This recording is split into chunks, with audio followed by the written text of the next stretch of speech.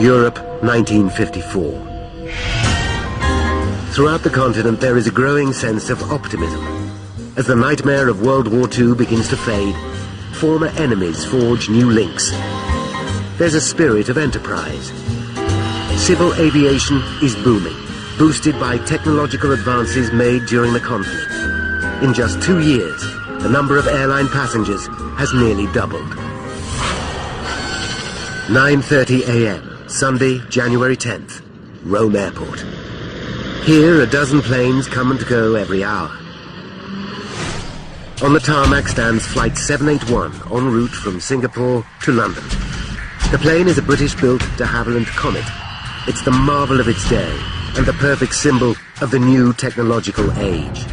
The Comet is the world's first passenger jet, and it's halving journey times around the world. The pride of Britain sends a message of superiority to every aircraft manufacturer in the world. A dream comes true. At Hatfield Airport, the Comet, the world's first all-jet airliner. Begun 3 years ago, the airliner that makes every other passenger plane out of date will go into operation within 18 months.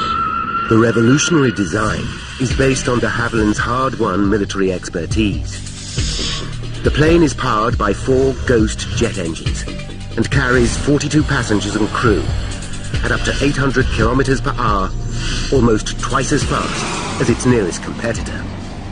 To help it achieve this staggering speed efficiently, it flies at a height of up to 12,000 meters, where the air is thinner.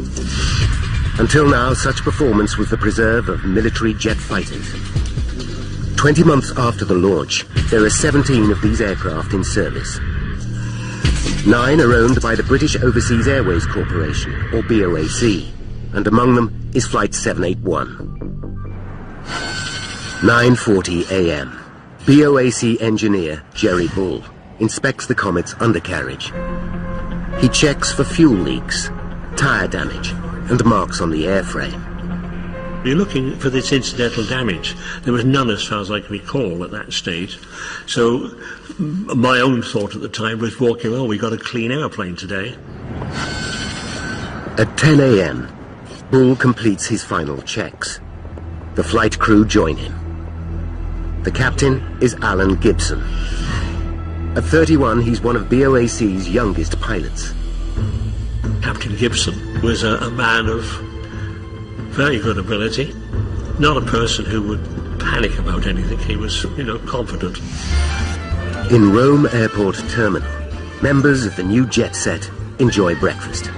Also on the flight is renowned BBC reporter Chester Wilmot. He's returning home after covering a tour of Australia by the recently crowned British Queen. Chester is a devoted family man with 3 children.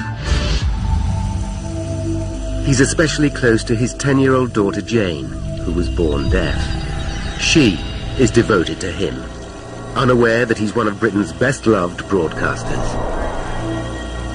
I did adore him. And I knew that he was busy, I knew he was on television, I knew he wrote books. But I don't think I even twigged how famous he was. He was just my dad. 10:05 a.m. and the last pieces of luggage are stored in the hold of Flight 781. The plane will be flying today with 29 passengers and 6 crew members on board. One of the passengers is 23-year-old Bernard Butler. Bernard is an electrical engineer who's been working in Bahrain to save money for his forthcoming wedding. His fiancée is Pat Knight. They've been engaged for 2 years and plan to marry in a fortnight. I'd made the bridesmaids' dresses. All the invitations had gone out. And we'd already received wedding presents. Everything was planned. Bernard is returning home with a surprise. He's picked out a dress for Pat to wear at their wedding. At 10:18 a.m., all pre-flight checks are complete. Captain Gibson signs to confirm that everything is in order. Captain Gibson seemed very relaxed. also looking forward to getting home. Flight 781 is just one of 5 BOAC services from Rome to London today. An older generation of slower propeller-driven airliners make up the other flights. At 10:19 a.m., a BOAC Argonaut, also bound for London, thunders down the runway. Captain Johnson is at the controls.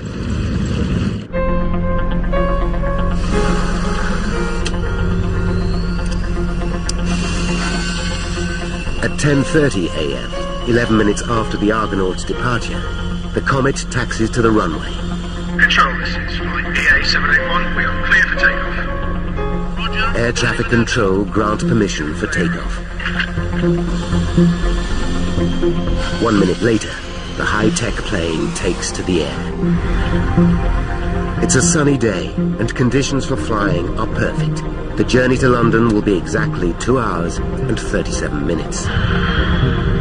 The gleaming jet will arrive at London Airport a staggering 2 hours before the propeller-driven Argonaut. At 10:38 a.m., Flight 781 climbs to an altitude of 11,000 meters, twice as high as any other passenger aircraft. To achieve this, while allowing passengers to breathe comfortably, the engineer operates a pressurization system from the cockpit. As the Comet rises, the air pressure inside the cabin is maintained at the equivalent altitude of 2,500 meters, a level easily tolerated by the human body. But for some passengers, adapting to this new sensation is difficult. Soon, though, they acclimatize and settle back into their seats for the flight. What they cannot know is that they will never make it to London.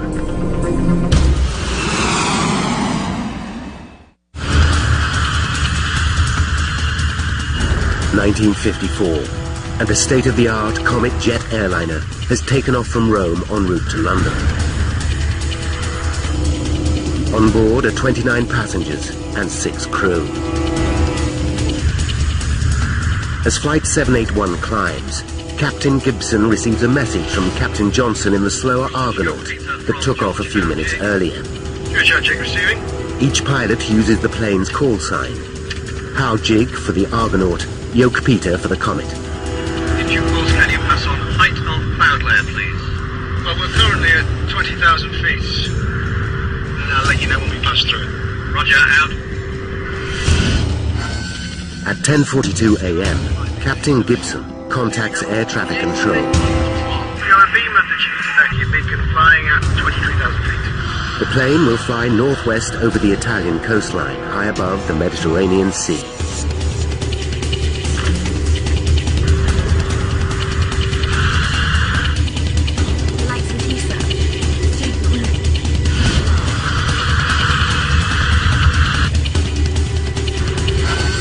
At 10:51 a.m., Captain Gibson again radios the Argonaut. George Howjig from George Yoke Peter. George Yoke Peter from George Howjig. George Howjig, did you get my message?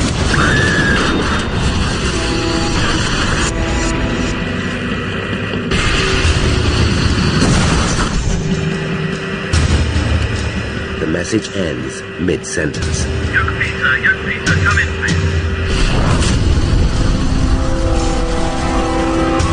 When Captain Johnson gets no response, he contacts Rome Airport. We've lost contact with BA781. They just seem to have disappeared. Can you raise them? At 10:56 a.m., the airport controller tries to contact the Comet. Without success. They fear something is terribly wrong. 200 kilometers northwest, on the island of Elba, a group of Italian fishermen are repairing their nets. Among them is 33-year-old Luigi Papi. As they work, something extraordinary happens. I felt a break in the air, and then there was a bang, and I heard a sound like thunder, but it was not like any thunder I'd ever heard before.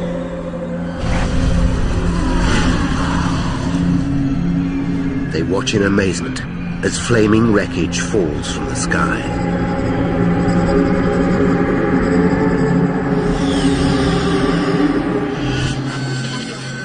At 11:15 a.m., Air Traffic Control receives word that a plane has crashed into the sea off the island of Elba. It confirms their worst fears. Jerry Bull hears the news. The senior engineer says, "Got some bad news, Jerry." And I look at him and he said, "The comet's down. It's an emptiness. You can't really describe it. It's just this numbness you get." And the next reaction, of course, is there something I didn't do? 12 p.m. Greenwich Mean Time. Chester Wilmot's family arrive at Heathrow Airport in West London to welcome the BBC reporter home. The day was sparkling. We arrived at the airport by 10 minutes before the flight. Pat Knight arrives with a friend after a 4-hour journey from Nottingham. She's looking forward to seeing Bernard again.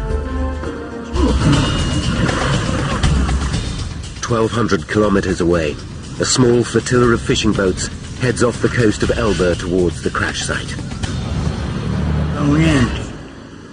At first, we saw nothing. Then we saw a flock of seagulls which were pecking at something. So we headed straight for the seagulls. And that was where the plane had crashed.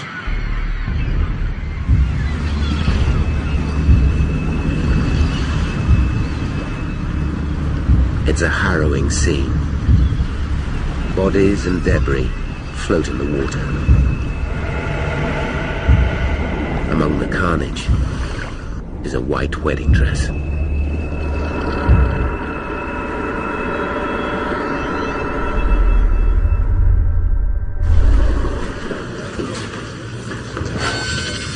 at 1:30 p.m. Flight 781 is now over an hour late. Airport staff mark the plane as delayed. Jane Wilmot keeps a close eye on the arrivals board. Although I wanted to keep me busy. So she was sending me off to keep asking questions. Plane delayed, plane delayed. Jane suddenly notices that all reference to Flight 781 has been removed. She decides to ask at the BOAC desk. And I ask questions on why is it not there on the board? Why is it gone? I can't give you that information at the moment, dear. We can't tell you. Have you got someone with you? Go and get your mother. I'll be happy to speak with your mother. Edith Wilmot is taken to a side room. Her children wait outside. They still believe their father's plane is delayed. I'll just... Oh, well. These things happen. Minutes later, Edith returns visibly shocked and close to tears. Darling, there's been an accident. She tells her children that Chester is dead. Jane will never see her beloved father again. I just couldn't believe it was happening. But I was very upset because I knew he was coming home for my birthday. And I kept on saying to myself, it wasn't his fault. He wasn't the pilot.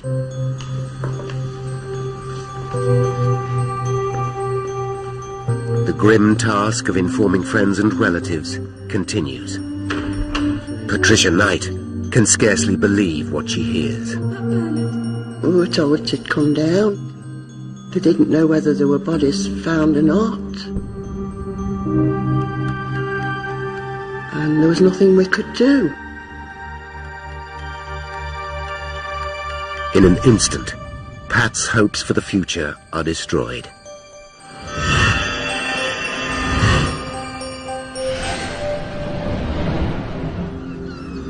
In Italy, the fishermen begin the gruesome task of recovering bodies. It was a big shock. Every time we went near a corpse, we would shout, "Come over here, come over here," because they seemed still alive. Their eyes were open. But when we got near, you could see they were dead. In total, 35 passengers and crew die on board Comet Flight 781. 15 bodies are recovered. There are no survivors.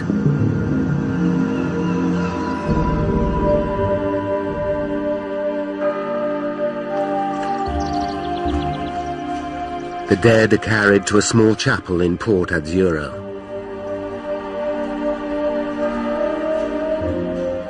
Local people say prayers. Children bring flowers.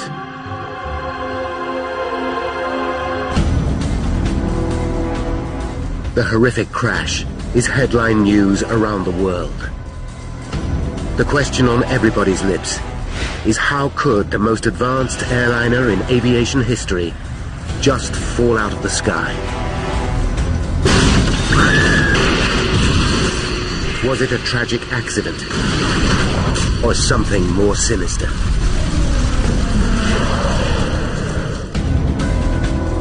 In 1954, the mysterious crash of the comet dominates the thoughts of the British nation.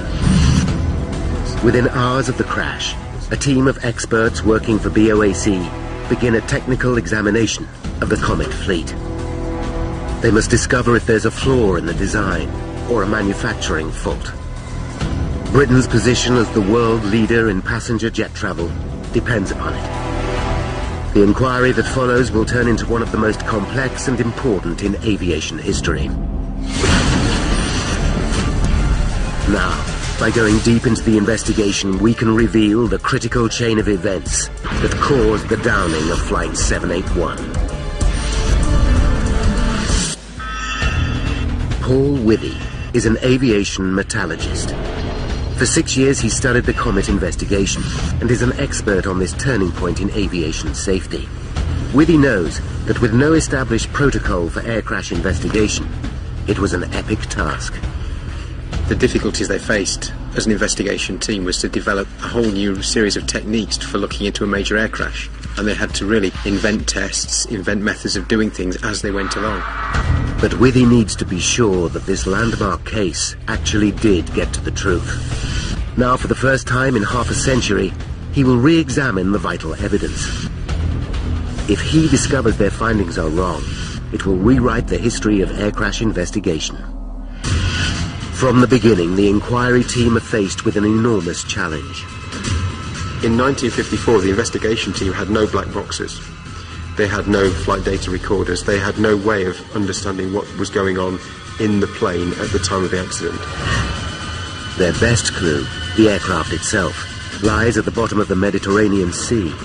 Without the remains of the plane, the team know they must unravel the mystery with the flimsiest of evidence. With little to go on, the press speculate that sabotage might be the cause of the crash. These are the early years of the Cold War, and there are fears that subversive communists may be responsible. Sabotage, a bomb. I mean, that came up fairly rapidly, you know, it has to be. How did it happen? A bomb could have been hidden on board while the plane was taking on extra baggage. It's only a theory, but if true, it would at least eliminate doubts about the safety of the comet itself. With the pride and prosperity of a nation riding on the comet's success, a close eye is kept on the investigation from the very top. Winston Churchill himself. If saboteurs are responsible, the investigators know they must come up with hard evidence. They know that Flight 781 would have been flying at around 11,000 meters when something caused it to break up and fall from the sky. The Italian fishermen provide a few clues. I saw a huge ball of fire rotating and plunging into the sea. It left a huge, huge cloud of smoke. Captain Johnson, pilot of the Argonaut, deepens the mystery. The radio went dead in mid-sentence. Everything just cut out instantly. But it's the victims themselves that provide the biggest mystery. Within hours of the crash, Italian pathologist Dr. Antoni Fornari examines the bodies. Despite Fornari's considerable experience, he finds a pattern of injuries he has never seen before. The victims suffered broken limbs and damaged ribs, injuries sustained after death. But what confuses Fornari is that many of the bodies have fractured skulls, wounds he discovers that were sustained before death. He finds another puzzling clue. The lungs of almost all the victims are extensively damaged. Many have ruptured like an exploding balloon. To top it all, Fornari finds no evidence of a bomb blast. It's a strange, perplexing picture, and he's baffled. With so little evidence, the investigation hits a dead end. Concerned, Prime Minister Churchill summons his advisors and takes an unprecedented step. Churchill commands the Royal Navy to retrieve the wreckage of Flight 781 from the seabed. His orders are simple. Endeavour to locate and salve Comet.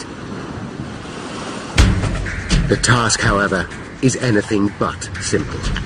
There has never been a salvage operation like it before.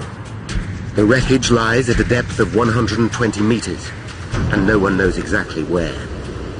Today, if an aircraft crashed in similar circumstances, the black box recorders would have transponders and would lead the investigators and the recovery teams to the spot where the aircraft was. The Navy didn't have that information. HMS Wrangler, an anti-submarine frigate, searches an area of 260 square kilometers. 3 salvage vessels are on hand to help. They're equipped with the most up-to-date technology, including an underwater camera and a deep-sea observation chamber. But progress is delayed by bad weather.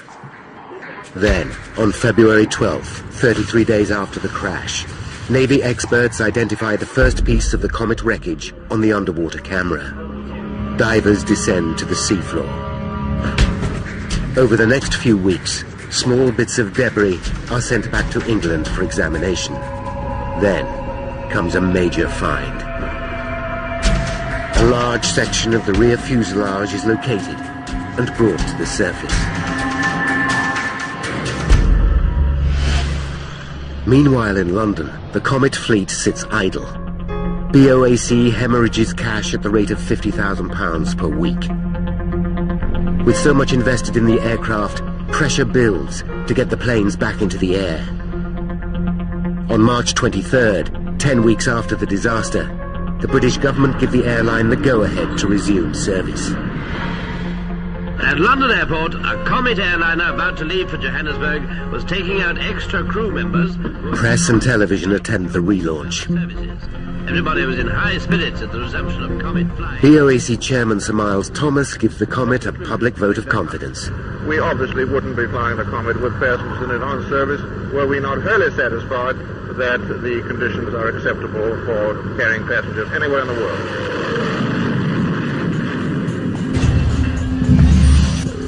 Wreckage from Flight 781 arrives in England piece by piece. Investigators identify and mark every fragment. In a hangar, carpenters build a wooden frame of the Comet aircraft. As the wreckage accumulates, they wire each piece onto this skeleton. Now, with the entire Comet fleet back in service, it's more important than ever to find the cause of the crash.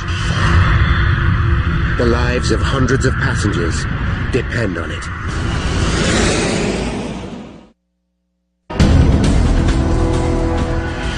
April 1954. While investigators urgently look for clues into the crash of Comet Flight 781, the British government give BOAC the go-ahead to relaunch their Comet fleet. It's a terrible mistake. At 6:32 p.m. on April 8th, 16 days after the resumption of flying, a Comet takes off from Rome bound for Egypt. 14 passengers and 7 crew members are on board. 33 minutes into the flight, the pilot reports that he's on course flying at 11,000 meters. It's his final message.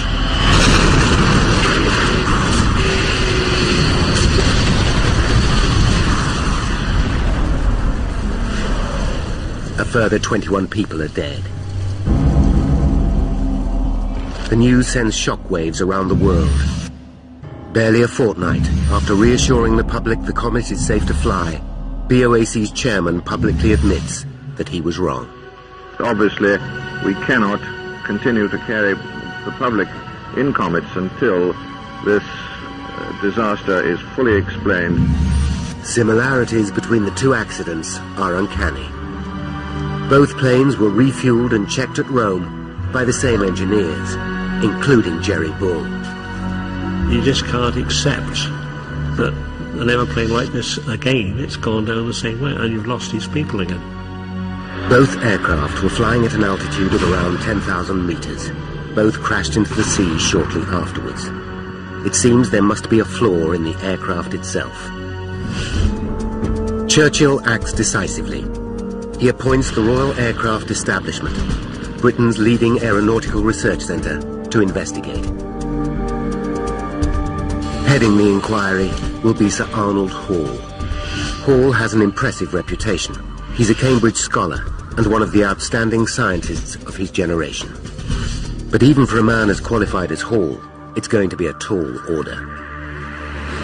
The second plane to crash rests under 1,000 meters of water and is impossible to retrieve.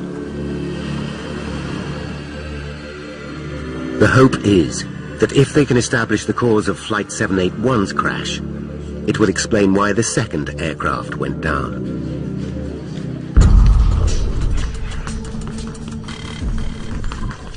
Over the next 4 months, 781's wreckage is methodically pieced together at Sir Arnold Hall's headquarters in Farnborough. It's groundbreaking work. Never before on that scale had an aircraft been reassembled by anyone, and the investigation team had to learn how to do it and develop the techniques and tools to reassemble a very badly damaged aircraft. As they examine each piece of debris, they find intriguing clues. Bits of carpet, pills from the first aid cabinet, a corner of a mirror from the toilet, and scraps of passengers' luggage are all found wedged into the rear end of the fuselage, under the root of the tail fin. It suggests an explosion at the front of the cabin that blasted personal belongings to the rear of the plane. The question is, how and where did the explosion start? As the wreckage begins to provide some clues, so too do the victims. 4 of the bodies retrieved from the second crash are flown to Britain for post-mortem.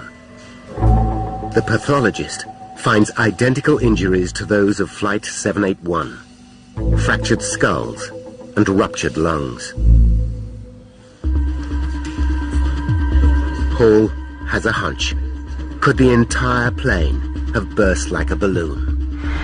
After all, the pressurized cabin designed to keep passengers comfortable would mean that the aluminium skin of the comet is highly stressed.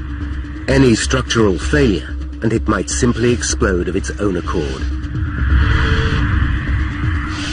Such a violent decompression, as it's called, has never happened on a passenger plane before, but Hall and his team believe this could explain the terrible injuries. To test the theory, they stage a pioneering experiment. The team build a Perspex model of the fuselage, 1/10 the actual size. The cabin includes 28 miniature seats with 6 dummies. The model is housed inside a pressure chamber. When the pressure in the fuselage is increased to 8¼ pounds, the equivalent of flying at 12,000 meters, the team deliberately rupture the model.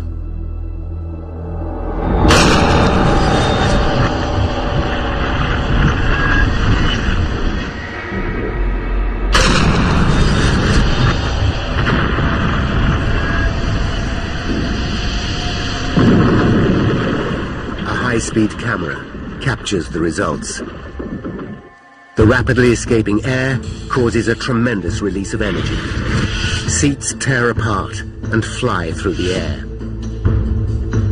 The dummies catapult vertically and smash their heads on the cabin roof. It's a graphic demonstration of a phenomenon experts like Paul Whitty understand only too well. The pressure cabin exploding is the same as a 500-pound bomb going off inside the cabin. The experiment appears to explain how the victims of both flights sustained such horrifying head injuries. Not only that, the sudden change in pressure would cause the air inside the victims to expand rapidly, rupturing their lungs instantly. If explosive decompression can explain what happened to both planes, the team must discover exactly what caused the weakness in the structure of the fuselage. But a failure in the aluminium skin seems implausible. The manufacturer's own tests show the natural life expectancy of the fuselage is over 10,000 flights, many more than the number flown by the two crashed planes. Nevertheless, Sir Arnold is not a man to leave any stone unturned. He decides to put the entire airframe to the test. Before testing begins, the team look closely at the Comet design. They discover that to withstand the stress caused by repeated pressurizations, the skin of the aircraft must be immensely strong, but it must also be extremely light. In order to achieve this, de Havilland developed a lightweight aluminium alloy skin, just over 0.5 millimeter thick.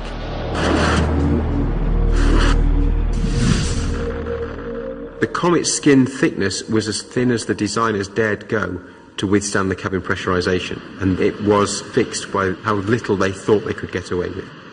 Sir Arnold devises a test to assess the strength of the plane's fuselage. The experiment is on a completely different scale to anything they have attempted before. It requires the construction of a massive water tank, measuring 34 meters long by 7 meters wide and 5 meters deep. Working non-stop, it takes a team of engineers 6 weeks to complete. The team at the Royal Aircraft Establishment are working really hard. They're working 24 hours a day, they're working shifts, they're sleeping on site. They are a very dedicated team. By May 29th, it's ready. The engines and cabin upholstery of a Comet are stripped out. The empty plane is gently maneuvered into the water tank, with the wings protruding on either side. Engineers fill the tank and the plane with water. When they are both full, they force more water into the plane, pressurizing it as if it were flying. After 5 minutes, engineers reduce the pressure. Each test puts the same amount of strain into the aircraft as a single flight at 12,000 meters. Sir Arnold plans to test the fuselage to destruction. It could take up to 5 months. The experiment runs 24/7. Using 1950s technology, it's a grueling task. Today we wouldn't do a water tank test. We'd actually use computer modelling and computer simulation to understand how the aircraft would behave. As the tests continue, there are other lines of inquiry. In mid-June, 5 months after the crash of Flight 781, the team assembled 2/3 of the fuselage onto the wooden frame. Half a wing lies on the floor. It's now clear from the tears in the metal that the aircraft has indeed decompressed violently and blown apart at the seams. By following the fractures back to where they started, they think the initial failure was probably at the front of the fuselage, somewhere between the cabin and the cockpit. It seems as if the tail and rear fuselage then came away from the main cabin. The rear wing structure followed, and then the outer wingtips. The cockpit broke away as the plane plummeted to Earth, and finally fuel from the wings set the debris ablaze. But the exact cause of this tragedy is still a mystery. Then, on June 24th, Sir Arnold Hall gets a call that changes everything. The team running the water tank test has had a major breakthrough.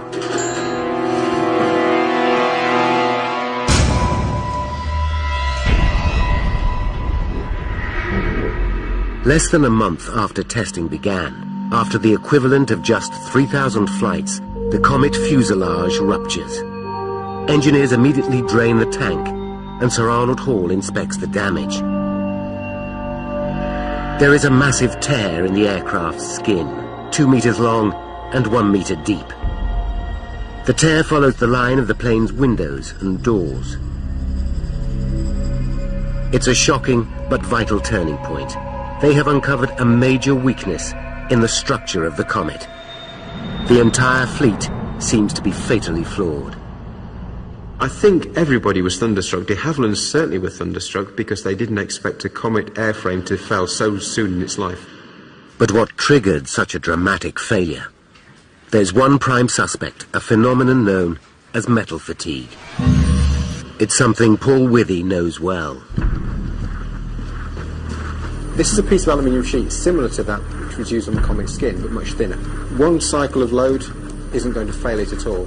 But if I repeatedly load it, like this...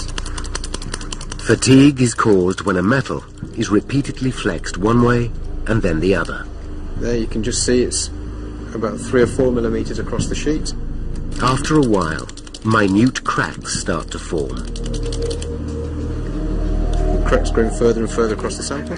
The cracks steadily increase in size, and eventually the part fails. But there are two problems with this explanation. Metal fatigue leaves a telltale microscopic pattern on the surface of the metal. Although in the 1950s, the technology for detecting this pattern is in its infancy, none of the parts reclaimed from the sea seem to show any sign of it. Secondly, before the comet went into service, the manufacturers did extensive fatigue tests to find out how the fuselage would behave under repeated pressurizations. It passed with flying colors. Sir Arnold knows he must come up with hard evidence to prove the theory. He must find a part of Flight 781 that shows signs of the fatigue. The piece of evidence that Sir Arnold needed above all other was that source of fatigue crack growth that he knew was there in the airframe somewhere.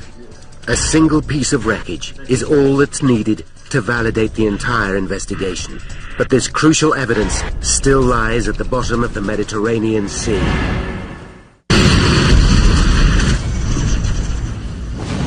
It's 1954, and investigator Sir Arnold Hall believes that the cause of the two comet crashes is a rupture in the plane's lightweight skin. After a unique pressure test on the comet's cabin, the team examined the 2-meter split that has ripped along the side of the fuselage. They make some frightening discoveries. By tracing the tear back, they find it starts at the forward escape hatch. This is not surprising. Stress to the aircraft should be evenly spread throughout the fuselage. But when a door or window is cut into the plane, it weakens the structure, and the stress concentrates around the weakened areas. To investigate further, they rig another aircraft with strain gauges designed to measure stress in the airframe. The results are shocking. During flight, the stress to the skin around the plane's windows and doors reaches 70% of its total strength, 4 times greater than the rest of the aircraft's skin. This is dangerously high and twice what the designers intended. Then the team discover an even more worrying detail. The supports around the windows are riveted, not glued as designed. The problem is, the rivets are punched into the metal, not drilled. This technique creates tiny manufacturing defects, which with repeated flying can turn into fatigue cracks. The presence of manufacturing cracks in a highly stressed area meant that you were highly likely to suffer from fatigue failure. Sir Arnold and his team know they're getting close at metal fatigue on any of the wreckage from Flight 781. Then on August 12th, 7 months after Flight 781 crashed, an Italian trawler snags a large piece of wreckage. It turns out to be a section of the roof from 781's fuselage. The piece includes 2 small windows built for sending and receiving radio signals. Sir Arnold Hall and his team inspect the wreckage at Farnborough and immediately find what they're looking for. A rivet hole in the corner of one of the windows shows a tiny crack. When they put the piece together with the rest of the wreckage, they find that all the cracks run back to this point.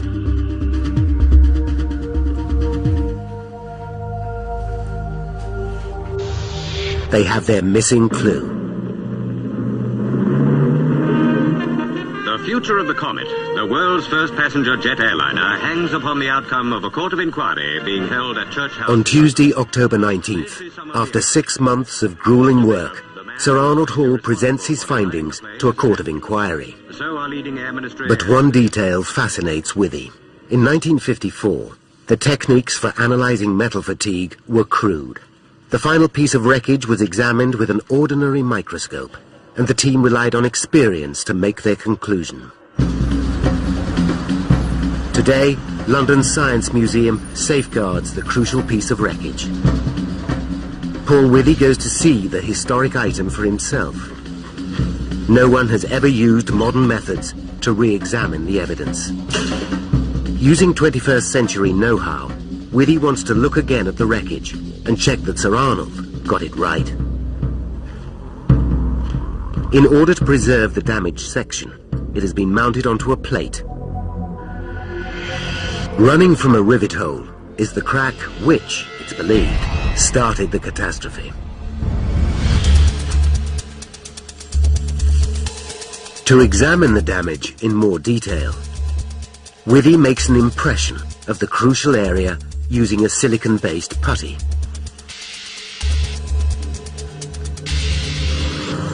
Then, at Imperial College London, Withy uses an electron microscope to examine the sample.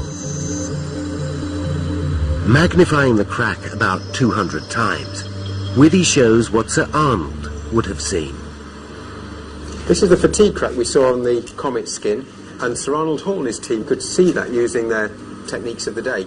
But zooming in further to 800 times, Withy can see detail that Sir Arnold never could. He finds a tiny manufacturing defect, probably formed when the rivet was punched into the metal. And it was that manufacturing defect that caused this fatigue crack to grow. And it's this image here that shows that Sir Arnold Hall and his team were right. It vindicates them in seeing that it was a fatigue crack, which then grew to failure. 52 years after the most groundbreaking and innovative investigation in aviation history, Paul Withy has conclusive proof that Sir Arnold Hall's results are absolutely right. Now, by rewinding the events leading up to that fateful crash, and by following the evidence uncovered during the investigation, we can reveal how Flight 781 was downed. 10:31 a.m., January 10th, 1954. 26 minutes to disaster. Flight 781 takes off from Rome Airport. The plane is designed with an exceptionally thin aluminium skin. Rivets punched into the aircraft during construction create microscopic manufacturing defects. On each flight, the pressurization system puts enormous strain on the fuselage, causing stress to the skin, especially around the windows and doors. Repeated pressurizations turn the manufacturing defects into fatigue cracks that get bigger with every flight. 19 minutes to disaster. Flight 781 climbs to 11,000 meters. As it ascends, the pressure increases and the aircraft's skin becomes more stressed. At 10:51 a.m., the Comet's pilot, Captain Gibson, sends a radio message. George Hamjick from George Peter. 5 seconds to disaster. A fatigue crack reaches 2 centimeters in length, and the aircraft skin rips apart.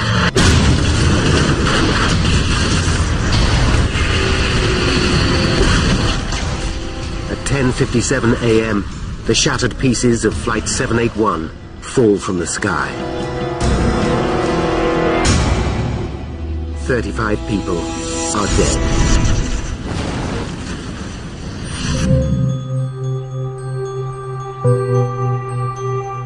On the island of Elba lies a memorial to those who lost their lives over 50 years ago.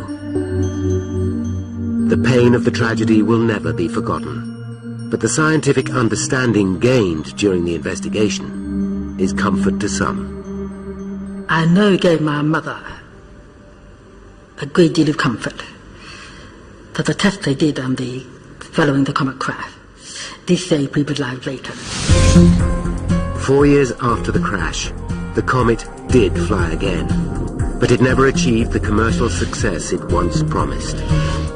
In the interim, American company Boeing developed their own passenger jet and became the dominant force in the world of aviation. The de Havilland Aircraft Company went into decline and were eventually taken over. Passenger air travel had changed forever.